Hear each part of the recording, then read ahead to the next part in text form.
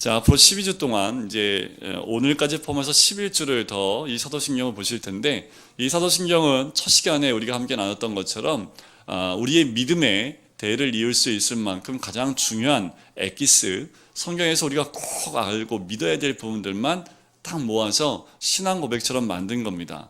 처음에는 이 사도신경은요, 로마 시대 때, 로마 교회 때는 세례를 받기 위해서 미리 공부했던 그 교리적인 말씀입니다. 이 교리는 꼭 필요하지요. 왜냐하면 이 뼈대가 있어야지 우리 삶의 기도와 은혜와 여러 가지 살이 붙을 수 있는데, 이 뼈대가 세워져 있지 않으면 흐물흐물해져서 곧 넘어질 수 있습니다. 사단 이단이 우리에게 침투하는 것은요, 이 뼈대를 흔들어 버리기 때문에 뼈대가 흔들려 버리면 이단으로 넘어갈 가능성이 높습니다. 그래서 매 주마다 이 사도신경을 하나하나 같이 나눌 때, 여러분들 우리 이 말씀, 특별히 제가 이 프린트물 드리잖아요. 이걸 다 모으면 꽤 분량이 되실 겁니다. 사도신경에 대한 것들을 나중에라도 이것을 읽어보면 도움이 많이 되실 겁니다. 그리고 제가 이렇게 길게 안 만들었어요. 꼭 필요한 것들만 모아서 만들었기 때문에 나중에 우리 아이들과 함께 나눌 때도 도움이 많이 되실 겁니다. 저번 주에는 만물을 창조하신 전능하신 창조주 하나님에 대해서 우리가 함께 나눴죠. 이 세상은 완벽하게 하나님의 이름으로 창조가 됐습니다. 말씀으로 창조가 됐지요. 창조가 완벽하게 된 이때에 우리 죄를 통해서 죄가 들어옴을 통해서 우리가 타락하게 되고, 우리를 구속하는 역사가 우리 예수 그리스도를 통해서 이루어지게 됩니다. 자, 그 창조의 역사는 그때 창조 첫 시간에만 끝나는 것이 아니라 지금도 창조되어지고 있다는 겁니다. 그것은 무엇을 의미하냐 하면, 우리의 삶 가운데 일어나는 모든 사건도 하나님의 섭리와 주권 아래 있다는 것, 그것이 창조주 하나님의 고백이기도 합니다. 우리가 고백할 때 좋은 것만, 그리고 나쁜 것은 아니고, 이게 아니라 하나님 모든 것을 섭리하시고 모든 것을 함께 하시기 때문에 희노애락 모든 것들을 우리 하나님께서 이끌어 가신다는 의미가 있다는 거지요. 자, 오늘은 그 외아들 우리 주 예수 그리스도를 믿사오니 라는 겁니다. 사도신경에서 가장 많은 부분을 차지하는 것이 무엇이냐면 성자 예수님에 대한 부분입니다. 성자 예수님에 대한 부분들이 항목으로 보면 6항목이 나와요. 총 12항목 가운데 그 절반에 해당하는 것이 예수님에 관한 부분입니다. 특별히 예수님에 대한 신앙 고백에 대한 부분이 가장 많은 부분을 차지하고 있습니다. 기독교는 이 신앙의 고백에서부터 시작한다라는 거지요. 근데 제가 박스로 이렇게 정리를 해놨는데, 요거 박스를 잘 기억해 두시는 것도 도움이 되실 겁니다.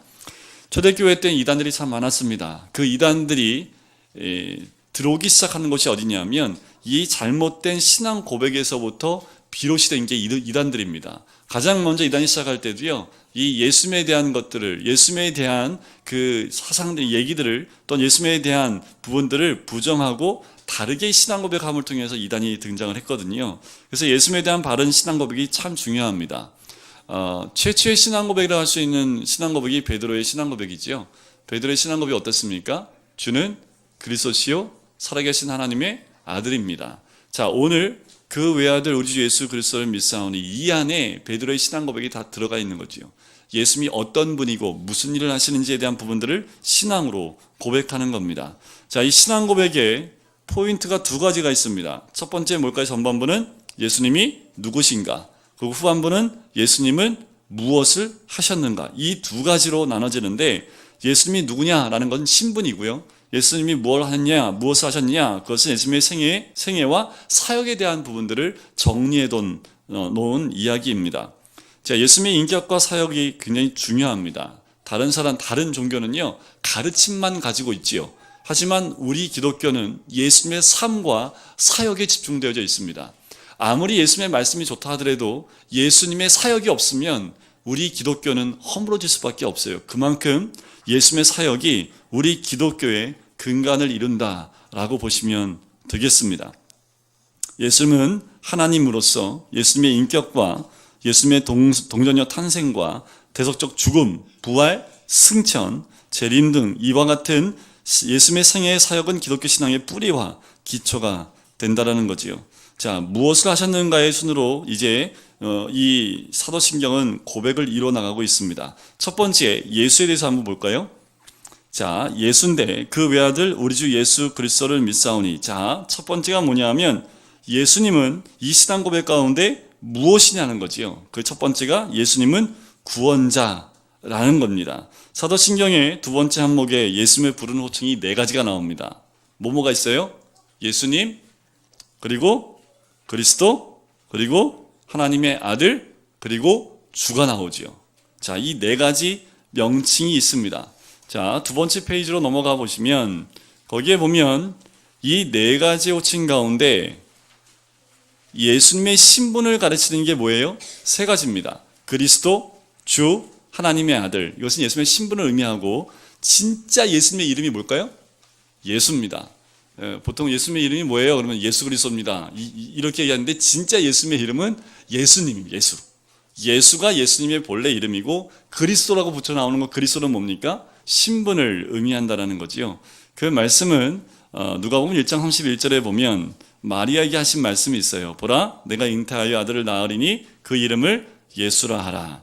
자, 아버지 요셉이었던 요셉에게도 마태복음 1장에 보면 이렇게 얘기합니다. 다윗의 자손 요셉아, 내 아내 마리아 데려오기를 무서워하지 말라. 그에게 잉태된 자는 성녀로 된 것이라. 아들을 낳으리니 이름을 뭐라고 하라고요? 예수라 하라는 겁니다. 그 예수의 이름의 뜻이 뭘까요? 그 밑에 나오죠. 마태복음 1장 21절에 나오는데 예수라 하라. 이는 그가 자기 백성을 그들의 죄에서 구원할 자라는 거지요. 자, 예수의 이름의 뜻은 구원자, 죄에서 우리를 구속하실 분이라는 의미가 있습니다. 자, 그러면 그 이름에 세 가지 의미가 있어요. 그것이 무엇이냐면 우리 예수님, 그분은 언약, 약속하신 구원자라는 겁니다. 그 말은 예수님 외에 다른 구원자가 온다는 얘기예요? 안 온다는 얘기예요? 오지 않는다라는 겁니다. 예수님 한 분 외에 다른 구원자는 올 수 없다라는 거지요. 전 세계적으로 그리스도가 가장 많이 태어난 나라가 어딘지 아십니까? 우리나라입니다. 우리나라. 전 세계의 그리스도의 50%가 우리나라에서 태어났어요. 그런데 놀라시지도 않네. 전 세계의 대단한 이단들이 모르셨어요? 이단, 자기가 그리스도라고 나타나는 그 사람들, 자기가 메시아라고 나타났던 그 존재들이 우리나라에서 전 세계적으로 50%가 우리나라 출생입니다. 대단한 민족 아닙니까? 우리나라 참 대단해요. 이 작은 민족 가운데, 그리스도가 몇 명이 태어났는지 전 세계적으로 보면 그 50%가 우리나라 출생이라니까요. 지금도 있잖아요. 그죠? 지금도 살아있잖아요. 그리스도가. 그만큼 말씀을 잘 모르면 현혹이 될 가능성이 높아요. 자, 그 예수님, 두 번째 그 예수님에 대한 의미를 보시면 예수님은 죄에서 우리를 구원해 주신다라는 겁니다. 자, 예수님은 가장 중요한 것은 죄와 죽음과 지옥과 사탄의 권세로부터 구원해 주러 오셨다라는 그 의미가 있습니다. 가장 중요하지요. 구원은 하나님과의 관계뿐만 아니라 다른 사람들과의 관계, 피조물과의 관계까지 회복되어 완전히 조화로운 관계 속에서 살아가는 것까지 다 포함되는 구원을 의미합니다. 자, 마지막 때가 되면 주님이 이 땅에 재림하시면 이것이 완벽하게 이루어지죠. 그래서 우리가 기다리는 것이 뭐예요? 주님이 오시는 것을 기다려야 되는 거지요. 참 우리는 주님 오심을 잘 안 기다려요. 좀 우리 젊은 사람들은 결혼하고 오시면 안 돼요? 이런 한 조건을 두는 경우가 많지요. 그런데 우리 기독교는요, 기본 신앙이 뭐예요? 주님 어서 오십시오. 마라나타의 신앙이 있는 겁니다. 주님 내일이라도 곧 오십시오. 주님 만나고 싶고 주님의 재림을 기다립니다. 그것이 마라나타의 신앙이 우리 기독교 신앙의 아주 근본이고 기본이라는 거지요. 그 주님은 우리를 죄에서 구원하신 분, 그리고 모든 것을 완벽하게 조화롭게 하실 분이 우리 예수님입니다. 또한 예수님 그리스도의 예수님을 믿음을 통해서 어떻게 해요? 구원받은 사람은 하나님 백성이라 불려지게 된다는 겁니다. 여러분들 2012년이라는 영화 보셨습니까? 말세 영화입니다. 말세. 영화가 시작할 때부터 아주 땅을 깨부시는데요. 지진으로 온 세계가 다 깨부서지고요. 해일이 일어나는데 엘리베이터 산을 덮어버립니다. 그러니까 이제 맨 마지막 때라고 해서 그래서 노아의 방주를 만들어요. 근데 방주에 들어가려면 10억 유로 1인당. 감이 안 오시죠? 1유로가 지금 우리 한 1,600원 할걸요? 그러니까 10억 곱하기 1,600원 해보세요. 우리나라 돈 얼마인가? 네, 그 돈을 가져가야지만 방주에 들어갈 수 있습니다. 근데 우리 예수 믿고 구원받는 건요. 하나님 자녀 되는 건요. 돈 내야 돼요? 안 내야 돼요?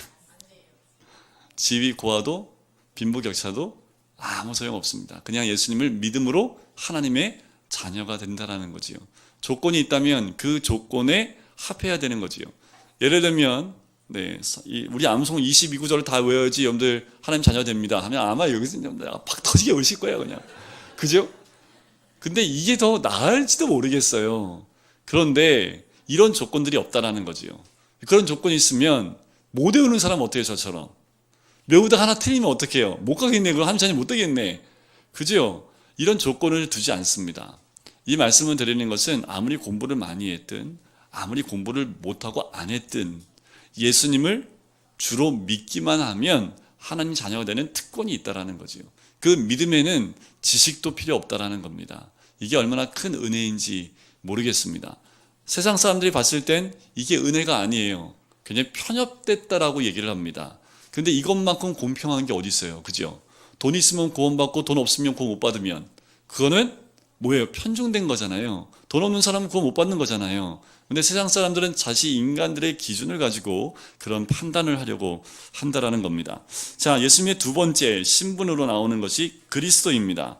자, 예수님이 그리스도이신데 이 그리스도라는 그 호칭에는요, 이 말이 이 구약시대 때 썼던 히브리 말에는 메시아라는 의미이고 신약에 넘어와서는 헬라 말로 그리스도 똑같은 의미를 가지고 있는 겁니다. 그 뜻이 뭐냐 하면 기름 부음 받은 자라는 뜻을 가지고 있는 거지요. 우리가 그래서 예수 그리스도라는 그 말은요, 이 말을 줄인 거예요. 예수님은 그리스도이십니다 라는 그 신앙의 고백을 줄여서 예수 그리스도라고 고백을 하는 거지요. 그 말은 예수님은 기름 부음 받은 분이십니다 라는 고백입니다. 자, 기름 부음 받은 자, 지금에 보면 저나 또 장로님 안수 집사님들 같은 경우는 안수를 받지요. 그렇죠? 근데 이때 시대 때에는 기름을 부어요. 기름을 머리에 붓는데 기름 부음 받은 자가 세 사람이 있습니다. 여기 보면 이 페이지 맨 끝에 나오지요. 선지자, 제사장, 왕, 이 세 직책을 갖고 있는 사람한테는 기름을 붓습니다. 사무엘이 사울 왕을 세울 때도 기름을 부었지요. 다윗 왕을 세울 때도 기름을 부었듯이 기름을 붓는다는 의미는 3페이지에 보면 거기 이렇게 나오죠. 하나님께 임명장을 받았다는 말과 똑같다라는 겁니다. 자, 그리스도 안에 우리 예수님은 삼중직을 다 가지고 계시다라고 이야기를 해요. 삼중직이라는 것은 기름을 부음 받는 세 가지의 그 직분을 다 하나로 통합해서 갖고 계신 분, 가지고 계신 분이 우리 주님이다라고 이야기를 하는 거지요. 다시 말씀을 드리면 선지자, 제사장, 왕의 신분을 가지고 계신 분이 우리 주님이라는 거지요. 선지자가 했던 일이 주로 무슨 일을 했을까요? 하나님 말씀을 받아서 그 말씀을 전달해주고 가르치는 일을 했던 것이 선지자들이 했던 일들입니다. 그럼 우리 예수님이 이 땅에 오셔서 뭐 했습니까? 열심히 가르치셨잖아요. 그죠? 그러니까 선지자적인 사역을 감당을 하신 거지요. 제사장은요, 제사를 대신 드리는 거지요. 죄를 사하게 하는 그 제사를 드리는 사람들을 제사장이라고 이야기합니다. 이 제사장은 사람들을 대신해서 하나님께 사람들의 죄를 용서받기 위해서 성전에서 제물을 드리는 사람들을 제사장이라고 얘기를 해요. 근데 우리 주님은 제사장으로서 오시면서 속죄의 개념으로 오셨다라는 거지요. 그 신분을 받으신 분이 우리 예수님입니다.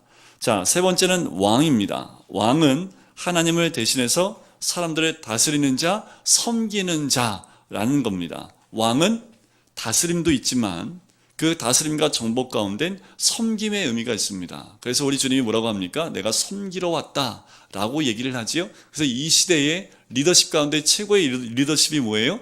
섬김의 리더십이 지금 일반 사회에서도 직장 가운데서도요, 하이 클래스에 있는 그러니까 제가 아는 사람이 삼성그룹에 다니는데 그 친구가 상담사예요.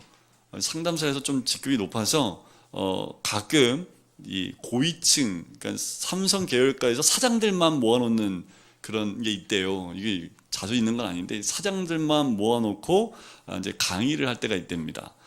그냥 다리가 훌 떨린대요. 사장들만 딱 앉아 있으니까 인원도 많지 않고 사장들만 딱 모아놓으니까 그 사장들이 모아놨을 때 거기서 주로 나오는 말이 섬김의 리더십에 대해서 많이 이야기를 한대요. 그 섬김의 리더십이 이미 삼성 위에서부터 나오기 시작해서 일반 우리 회사에서도요 이런 말들을 많이 인용하고 있는데 그 기원이 어디서부터 나온 걸까요? 우리 예수님에서부터 나온 거죠. 섬김의 리더십에 대해서 이야기를 하는 겁니다. 그리스도, 바로 기름 부음 받았다는 것은 우리 예수님이 세 가지 삼중직이 있다는 걸 꼭 기억하셔야 됩니다. 선지자, 제사장, 왕의 신분으로 오셨다라는 거죠. 지금도 우리 주님은 왕으로 우리 삶 가운데 임하신 줄 믿습니다. 자, 당시에 그리스도관이 있어요. 뭐냐면 유대인들이 바라는 그리스도관과 우리들이 알고 있는 그리스도관이 틀려요. 자, 유대인들이 원했던 그리스도가 누구일까요? 어떤 그리스도를 원했을까? 예를 들면 이런 겁니다. 우리가 일제시대 때 일제강점기가 몇 년이었습니까? 36년이었죠. 이스라엘 민족은 몇 년인 줄 아세요? 대략 400년입니다. 대단하지 않습니까? 흩어져 산 게 몇 년이에요? 1000년입니다. 그런데 다시 모아놨는데 너무 잘 살아요. 이게 기적이거든요. 세상에서 이런 기적이 없습니다. 1000년 동안 다 흩어져 살다가 다시 모였는데 전혀 어려움 없이 잘 살고 있습니다. 그 이스라엘 민족이 나라를 이룬 것보다 나라를 없이 뿔뿔이 흩어졌던 세월이 더 많아요. 그런데 지금 나라로 굉장히 잘 쓰고 있죠. 자, 이때 당시에 이스라엘 민족이 BC 587년에 바벨론에 의해서 멸망을 당합니다. 그리고 바벨론은 페르시아에서 멸망되거든요. 다시 이스라엘이 페르시아의 종이 되고요. 다시 페르시아가 그리스 제국에 의해서 멸망당합니다. 다시 이 이스라엘은 누구의 종이 돼요? 그리스도의. 또 대를 이어서 로마가 패권을 차지하니까 이스라엘은 또 누구의 종이 돼요? 로마의. 그러니까 지금 나라가 몇 번 바뀌는데 한 번도 이들은 잠깐 회복된 데가 있지만 거의 대부분을 뭐예요? 이렇게 다른 나라의 속국으로 살게 되죠. 그래서 이들 가슴 가운데는 뭘 갈망하게 돼요? 다시 회복하는 겁니다. 어떤 회복이냐면 다윗 왕처럼 강력한 왕이 와서 다시 이스라엘 민족을 이 시대 가운데 우뚝 세울 수 있는 다윗 왕과 같은 그리스도가 이 땅에 오실 것이다 라는 그 그리스도관이 있어요. 이스라엘 민족을 해방해 줄. 그래서요 이 제자들도 사도행전 1장 6절에 보면 부활하신 예수님을 보고 뭐라고 얘기한지 아십니까? 이스라엘이 회복할 때가 이때입니까? 라고 얘기를 해요. 부활하신 예수님을 눈앞에 보고 있는데도 이 제자들은 뭐 갖고 얘기해요? 이스라엘이 언제 회복합니까? 이거 갖고 얘기하는 거지요. 언제 이 제자들이 깨닫게 되냐면 성령이 임하니까 깨닫게 됩니다. 자, 그 그리스도관은 접어놓고 우리 하나님이 원하시는 그리스도관이 뭐냐면 이런 거지요. 죄와 사탄의 지배에서 죽어가는 인류를 건져주기 위해서 주님이 오셨다라는 겁니다. 예수님은 우리 대신 우리 죄값을 지불하기 위해 십자가에서 죽으셨다라는 거죠. 그게 그리스도입니다. 그런데 이스라엘 민족이 갖고 있었던 그리스도관은 뭐예요? 왕입니다. 왕. 권력을, 힘을 갖고 있는 왕. 그래서 전 세계를 통틀어서 이스라엘 민족을 다시 왕국으로 세울 수 있는 그리스도. 그런데 우리 기독교 안에 있는 그리스도관은 뭐예요? 왕은 왕인데 그 생명을 우리 위해서 주는 왕입니다. 우리의 죄를 위해서 십자가에 죽으시는 왕이에요. 그 그리스도라는 거지요. 이스라엘 민족이 바라볼 때 이런 그리스도 원치 않지요. 지금도 이들은 예수 믿지 않습니다. 아직 이들은 예수님 안 왔어요. 그러니까 예수님은 왔는데 그들이 원하는 그리스도가 안 왔어요. 그래서 그리스도가 와야 된다고 아직도 이들은 생각하고 있다라는 거지요. 교회가 예수님이 그리스도이십니다 라고 고백하는 것은 예수님이 선지자로서 또한 대제사장으로서 또 왕으로서 교회와 세상을 다스리고 계신 분이라고 믿고 고백하는 것, 그것입니다. 그것이 우리가 가져야 될 그리스도의 그리스도관이라는 거지요. 자, 세 번째는 예수님은 하나님의 아들이라는 겁니다. 구약 말씀에 보면요, 이스라엘 민족을 하나님의 아들이라고 표현하기도 합니다. 그리고 천사나 왕을 하나님의 아들이라 라고 표현을 하기도 해요. 하지만 예수님이 하나님 아버지와 동등하신 분이라는 신성에 대한 고백을 담아야 되기 때문에 이 고백은, 하나님의 아들이라는 고백은 하나님과 동등된 분, 하나님과 하나된 분이라는 고백과 똑같은 겁니다. 그래서 여러분들 성경은 옛날에 그 명칭이 조금 더 고급스러운 것 같아요. 아바 아버지. 근데 지금 개역 개정은 뭐라고 해요? 아빠 아버지. 그 아바가 어린아이가 아버지를 부를 때 쓰는 말, 그게 아바입니다. 그래서 개역 한글에는 아바라고 되어 있고요. 개역 개정에는 아빠라고 되어 있습니다. 하여튼 간에 예수님이 하나님 아버지를 아빠라고 부르니까 우리는 그냥 머릿속으로 뭐냐면 아빠와 아들 관계, 그러니까 이 수직 관계로 세워질, 그렇게 생각할 경우가 많은데, 이 의미는 수직적인 관계가 아니라 무슨 관계를 의미하는 거예요? 친밀하다라는 겁니다. 친밀하다는 의미를 갖게 하는 것이 아빠 아버지라는 의미라는 거지요. 요한복음 1장 14절에 보면 예수님을 뭐라고 표현하냐면 독생자라는 표현을 합니다. 독생자. 독생자라는 말은 둘이라는 얘기가 하나라는 거예요. 하나라는 거지요. 자, 특별히 외아들, 독생자라는 표현을 쓰는 이유는, 이것은 하나님과 예수님과의 관계가 유일무이한 독특한 관계임을 보여주는 거지, 하나님이 낳은 아들이라는 의미가 아니라는 거예요. 그러니까 그러니까 우리가 살고 있는 이 지상 언어로 표현을 하니까 하나님의 아들이라고 표현하긴 하지만, 이것은 우리가 생각하는 이 아버지와 아들, 이런 관계가 아니라 하나님과 예수님과의 독특한 관계임을 보여주는 단어가 없기 때문에 이렇게 표현을 하는 거지요. 예수님과 하나님 아버지는 영원전부터 동등한 신성을 갖고 있다는 겁니다. 위아래가 없어요. 성자 예수님과 성부 하나님은 동등하십니다. 그리고 동일하게 교제하는 독특한 관계라는 것을 보여주고 있는 거죠. 그래서 예수님이 유대인들한테 그렇게 얘기해요. 아버지와 나는 하나다. 그랬더니 돌들어서 예수님을 치려고 했죠. 그죠? 자, 이 하나라는 개념, 삼위일체에 대한 부분들을 이야기하는 건데요. 4페이지에 4번 바로 위에 그 얘기가 나옵니다. 성부, 성자, 성령 세 분은 서로 다른 인격이시지만, 이게 삼위라는 거예요. 서로 다른 각각의 인격을 갖고 있는 분이지만 하나님으로서는 동격이며 동등하다. 그래서 일체라는 의미가 갖고 있는 겁니다. 세 개의 위가 있지만 하나라는 거죠. 이해하려고 하지 마세요. 이해하는 순간부터 그분은 하나님 아닙니다. 사람의 머리로 이해가 되면 우상입니다. 그래서 우리가 우상 세우는 건 내가 마음대로 만드는 게 우상이잖아요. 그죠? 그래서 이거는 왜 만들었을까요? 삼위일체를. 이게 또 이단이 나와요. 또 이것 때문에 이걸 교묘하게 바꿔서 이단으로 이상하게 나와서 아예 삼위일체론이라고 해서 교리를 만들어 버린 거예요.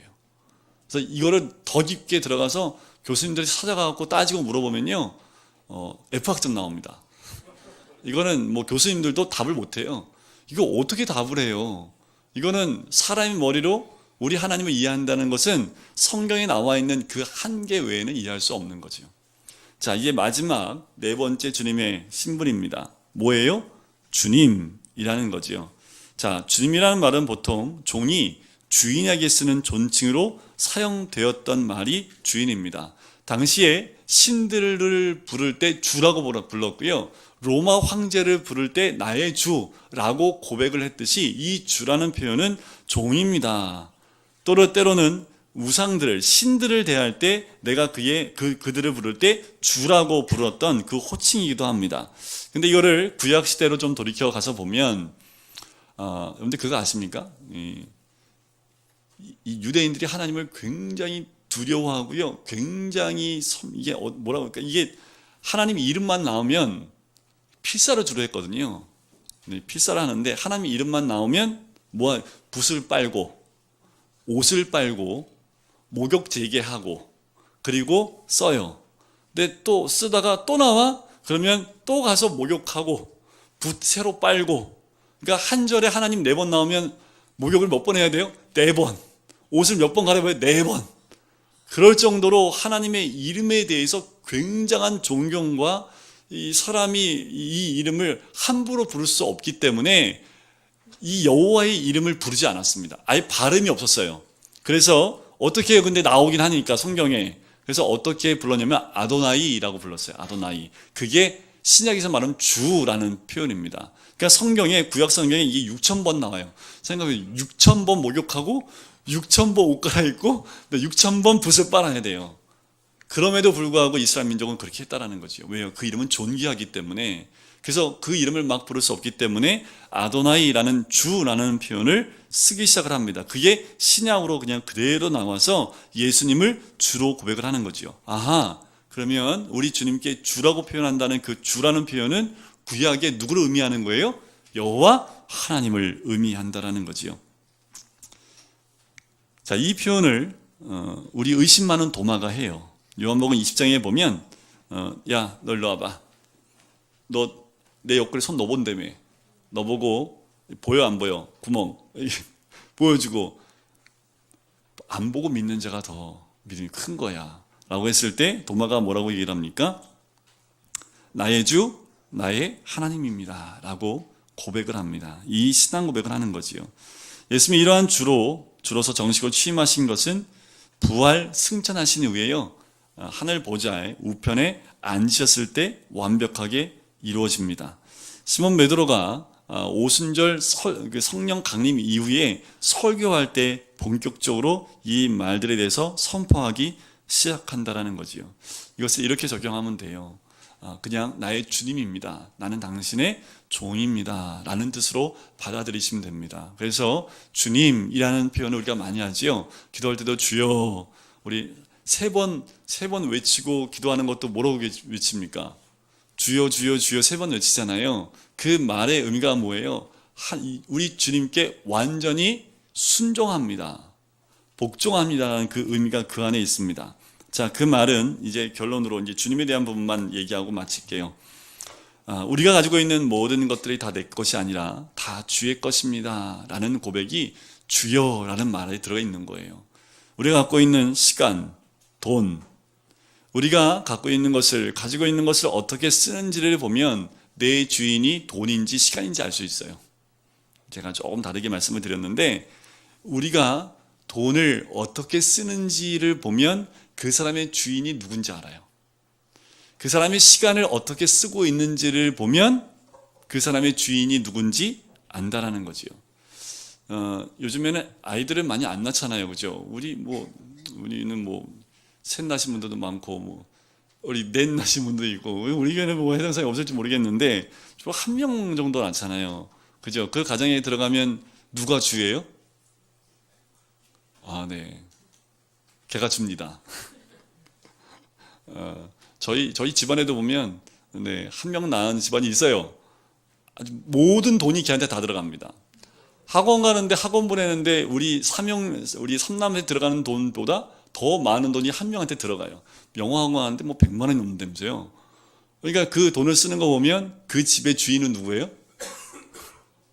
아빠는 계속 뼈가 빠지게 돈을 벌면 엄마는 계속 거기다 들이부어요. 그러니까 그 집의 주인이 누구예요?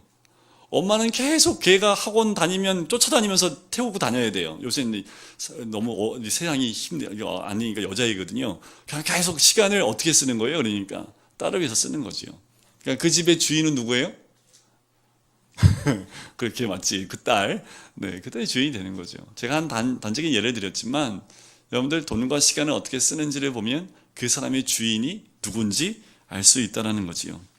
우리가 갖고 있는 생명, 건강, 재능, 시간, 물질, 이 모두가 주의 것이라고 인정하고 살아가는 것이 예수님이 나의 주님입니다 라는 고백입니다. 입술로만 립 서비스 하는 것이 아니라 진짜 나의 주님이다라고 고백하는 것은 나의 모든 것이 다 주의 것이라고 인정하고 사는 것, 그리고 그렇게 고백하는 삶, 그것이 그렇게 신앙 고백하는 사람이 우리 예수님을 주님이다라고 고백하는 것과 같다라는 거지요. 오늘은 우리 예수님에 대한 이름의 뜻, 그리스도, 그리고 하나님의 아들, 그리고 주라는 이 4가지 예수님의 호칭과 신분에 대해서 알아봤습니다. 근데 이건 아주 기본적인 거예요. 이는 꼭 알고 계셔야 됩니다. 알고 계셨으라고 제가 믿어요. 하지만 한 번 더 짚고 넘어가는 겁니다. 꼭 기억하시고 나의 주, 나의 그리스도. 주는 그리스도시요 살아계신 하나님의 아들입니다. 이 표현 안에 베드로의 신앙 고백 안에 예수님에 대한 모든 신앙의 고백이 다 들어가 있습니다. 실제로 우리 성도님들 삶 가운데 우리 주님이 그리스도이시고 하나님의 아들이시고 주님으로서 우리 모든 성도님들 가운데 임하시기를 주님의 이름으로 간절히 축원드립니다. 우리 기도하도록 할까요?